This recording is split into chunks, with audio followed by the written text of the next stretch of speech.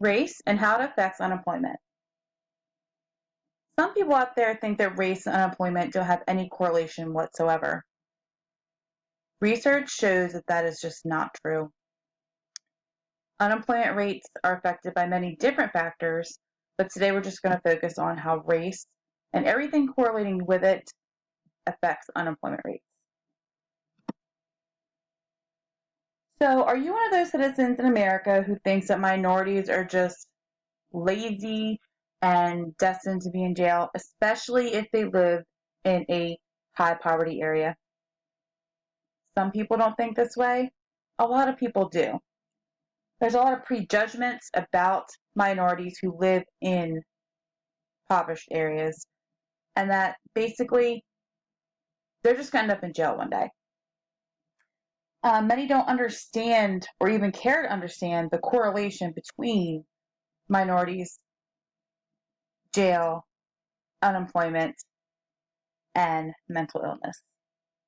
There is a correlation, and I'm going to tell you about it today. Mental illness among minorities is much higher than what a lot of people realize. One of the reasons why people don't understand about the mental illness among minorities is because it's something that's not talked about. There is this direct correlation between mental illness and unemployment within minorities.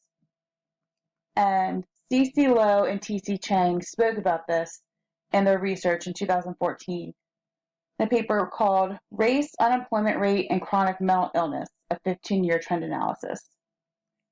In this trend analysis, it talks about how among minorities, access to mental health care is way less.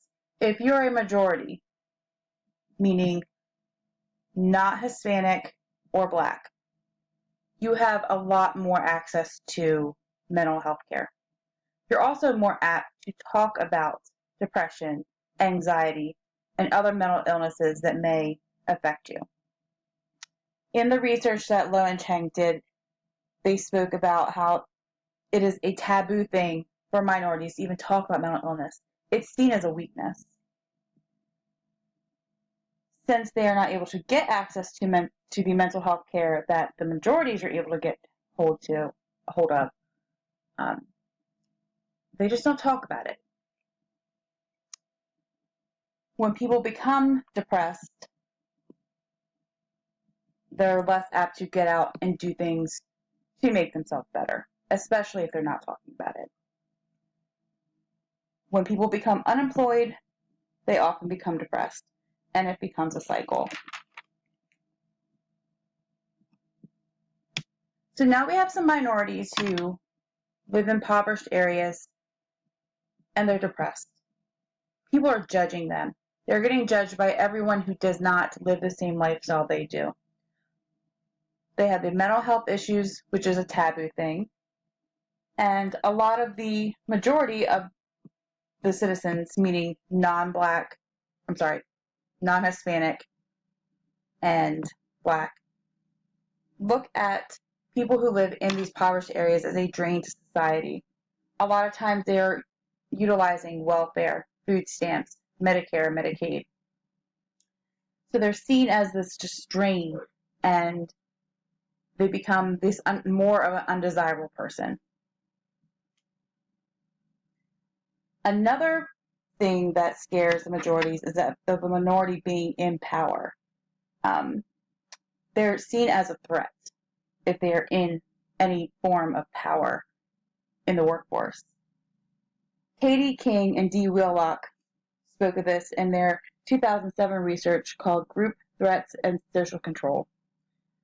They talked about how whites in particular are not comfortable at all having any minority in power above them. So now we have depressed, mentally ill, and judged people, and they're unemployed. What do they do next? Well, they have to survive. A lot of times welfare is not enough to survive. So the crime rates go up. the crime rates aren't going up in their home area. Look at it this way. You have the homes on the right. They are boarded up. They're not taken care of. You can tell that there's not a lot of money in this area. And then you look at the homes on the left. They're well manicured, taken care of. They have nice things. The homes on the left have things of value. The homes on the right don't.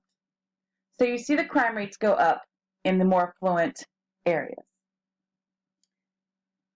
This is what often happens when the citizens can't get law-abiding jobs, and so they turn to crime. When this happens, many times they get caught, and now they have a criminal record. So now we're building on the problem we already have. We have depressed, mentally ill, judged, unemployed people, and now they have criminal records. Since the majority of the employers are going to be non-minorities, they're the ones doing the hiring. They're already feeling threatened by minorities, and now that this minority has a criminal background, it's just another strike against them.